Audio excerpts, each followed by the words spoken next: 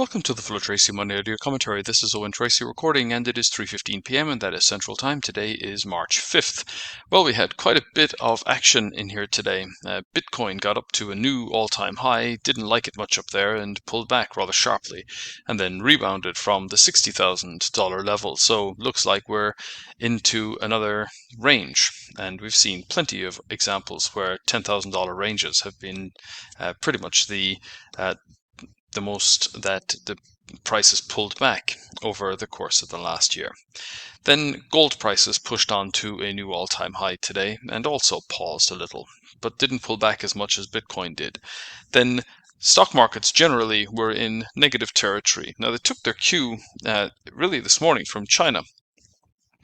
The Hang Seng was down a couple of percent, and that is really in response to the less than I think figured out or less than detailed plan for 5% growth that China has come out with, and simply saying that they're going to achieve 5% growth without telling anybody how that's actually going to be achieved, it's not confidence inducing. And at this point in the cycle where there are so many uncertainties, and particularly with China Vanke now accelerating on the downside, then it really is not the time for fuzzy predictions. Rather, what the international market wants to see is clear and substantive evidence that China is more market friendly and willing to do what is necessary to stave off the risk of clear deflationary pressures persisting. Then when we think about what the knock-on effects have been, well, Apple pulled back sharply, and it really did pull down a big swathe of the tech sector. So the Nasdaq was down in a couple of percent in here. Apple itself has broken below the 200-day moving average.